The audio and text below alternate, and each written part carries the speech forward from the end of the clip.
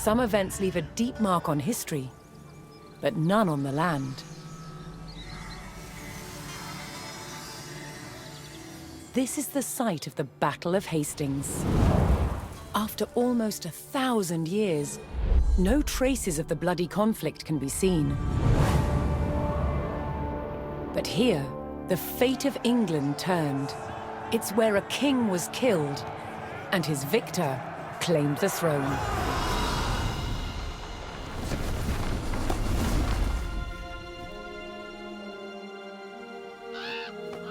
October 14th, 1066.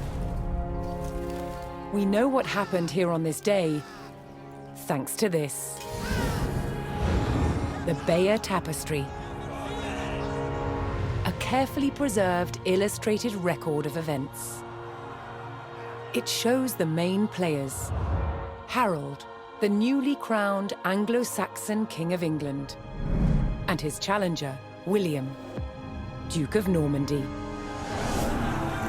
William claimed the previous king had promised him the crown.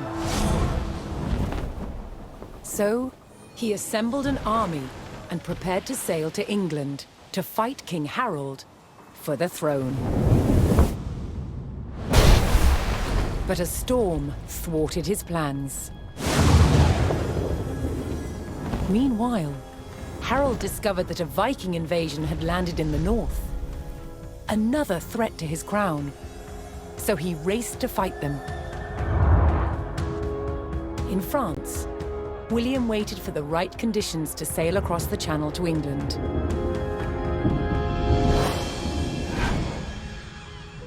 The weather cleared.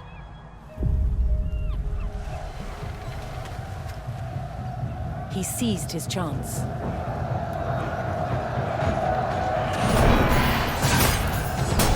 "250 miles north, Harold had defeated the Vikings. Now, hearing of William's arrival, his army sped south. At 9 o'clock in the morning, on this hill, William's Norman army were ready to do battle with Harold's Anglo-Saxon men. The stage was set, and up for grabs, England itself.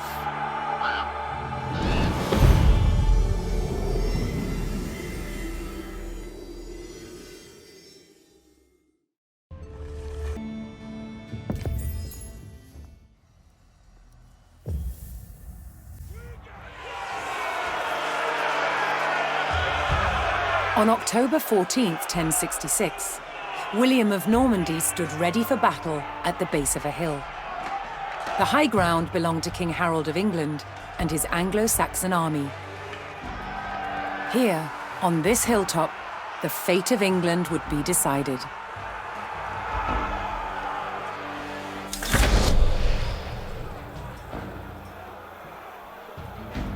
Obéir, c'est vertu. Morte les archepillés. William's Norman army made the first charge, launching a direct assault on the shield wall.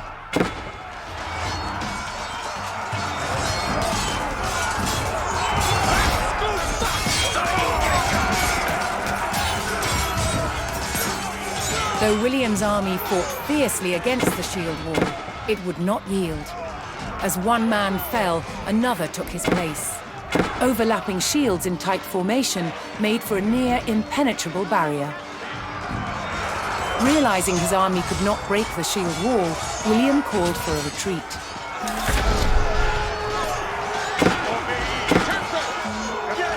He aimed to lure the Anglo-Saxons into a false sense of victory, causing them to break formation. William's feigned retreat was working.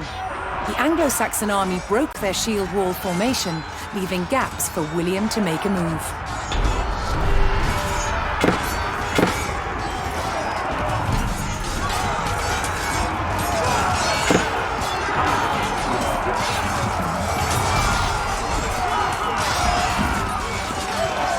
With Harold's men no longer in shield wall formation, William could pick them off as they charged.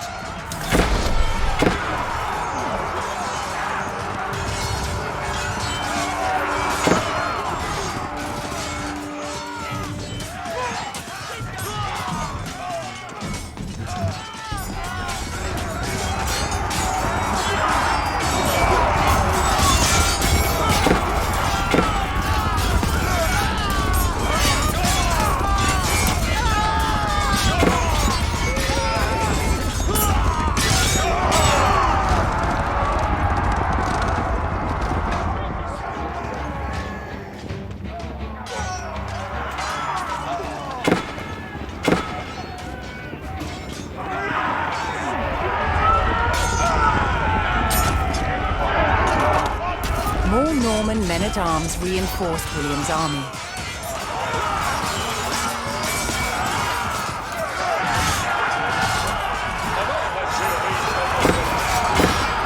The Anglo-Saxons had deployed rows of spearmen to push back the invaders. But William had an answer. His sharp-eyed archers.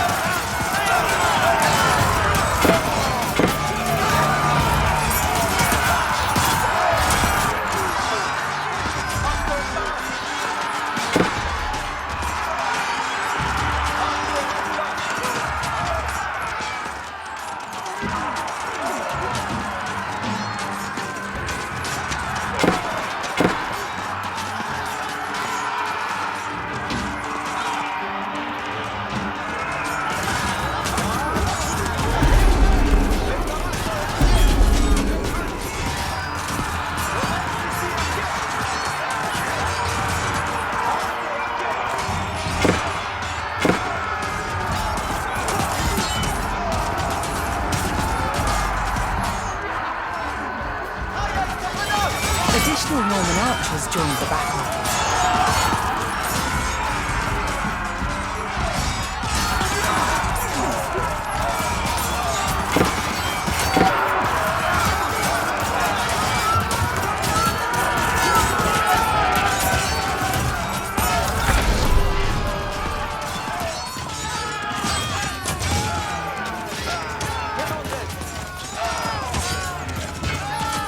Anglo-Saxon archers joined the fray, and the Normans' deadly cavalry ready to charge. But first, William's forces had to eliminate the enemy spearmen, whose sturdy polearms could easily bring down a horse.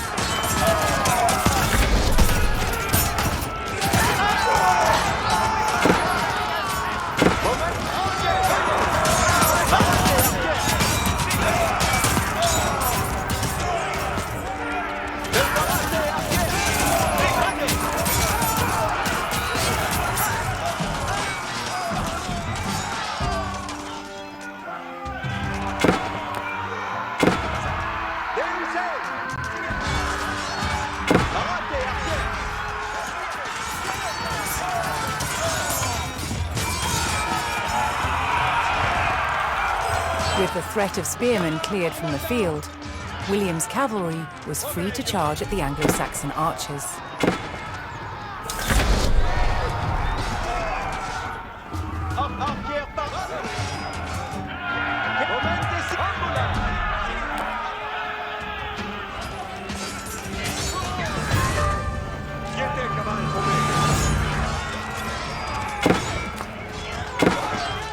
More Norman cavalrymen took to the field.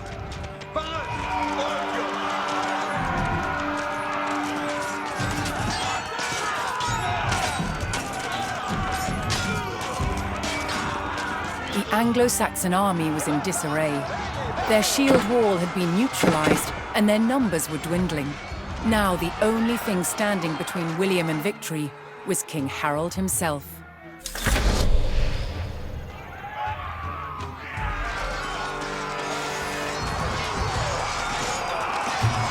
The last of Harold's men encircled their king, prepared to lay down their lives to save his.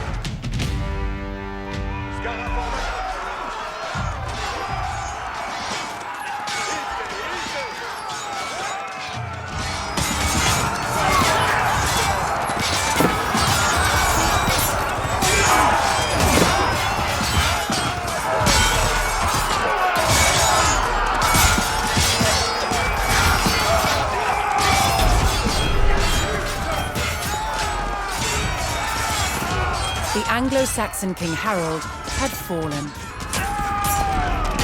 In the confusion, some loyal soldiers fought to the death, while others scattered in panic.